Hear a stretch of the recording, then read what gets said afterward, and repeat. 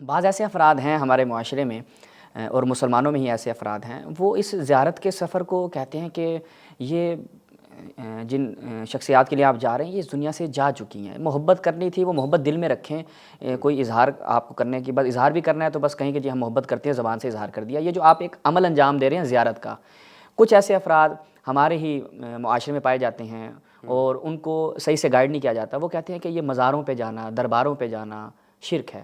تو اس حوالے سے آپ کیا بیان کرتے ہیں؟ اس حوالے سے یہ ہے کہ دیکھیں ظاہر پرستی کا بہت ہمارے معاشروں کے اوپر غلبہ ہے۔ صحیح۔ یعنی افسوس کی بات یہ ہے کہ کچھ مذہبی طبقات بھی ایسے ہیں کہ جن کے اوپر ظاہر پرستی کا غلبہ ہے اور وہ انسان کی روح کو ایڈریس نہیں کرتے ہیں۔ یعنی ان کے پاس جو مذہبی تعلیمات موجود ہیں اس میں ظاہریت یہ غالب ہے ان کے اوپر، صحیح۔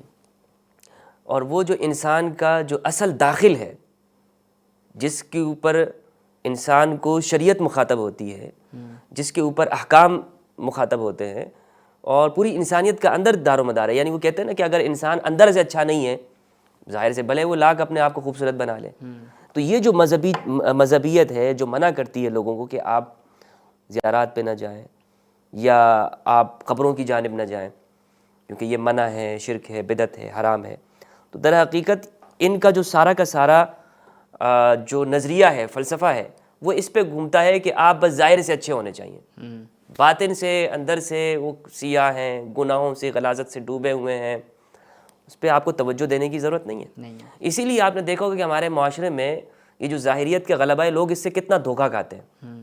مثلا وہ کہتے ہیں نا کہ یار اتنی بڑی بڑی داڑھی رکھی ہوئی اور جھوٹ بول رہا ہے، جھوٹ بول رہے ہیں۔ صحیح ہے، رمضان کا مہینہ ہوتا ہے اور ہم جب کسی سے دھوکہ کھا لیتے ہیں، اگر ہمیں کہیں سے ہم جاتے ہیں، ہمیں فروٹ بھی جب ایسے ملتے ہیں کہ جس میں ایک خراب نکل آئے، تو ہم کہتے ہیں یار وہ صوفی صاحب سے میں نے لیا تھا، اتنی بڑی بڑی داڑھی تھی اس کی، رمضان میں اس نے میرے ساتھ دھوکہ کر دیا۔ صحیح۔ ٹھیک ہے، ناپ تول میں کمی ہو جاتی ہے تو ہم یہ دیکھتے ہیں کہ یار بظاہر تو بڑے صلح والا لباس پہنا ہوا ہے، لیکن یہ کیا ہوا؟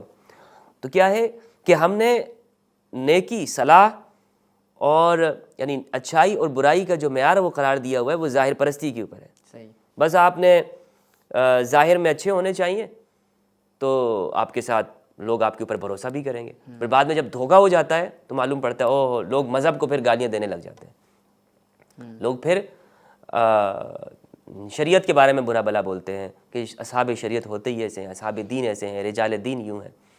تو کیا ہے کہ ہم نے معاشرے کے اندر وہ نیکی کا اور برائی کا صحیح جو تصور ہے نا وہ پیش نہیں کیا ہوا ہے۔ صحیح۔ تو یہ جو مخصوص سوچ رکھنے والے لوگ ہیں جو کہتے ہیں کہ کوئی ضرورت نہیں ہے آپ کو، کیا ضرورت ہے؟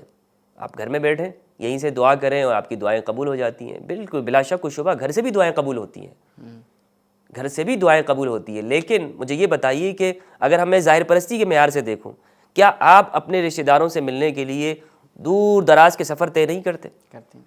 کیا ایک انسان وہ اپنے والدین سے ملنے کے لیے، بیوی بچوں سے ملنے کے لیے 7 سمندر پار کا سفر نہیں طے کر لیتا؟ طے کر لیتے ہیں۔ تو یہ اتنے اسفار وہ کیوں طے کرتا ہے؟ اس لیے کہ ان کے ساتھ اس کا تعلق موجود ہے۔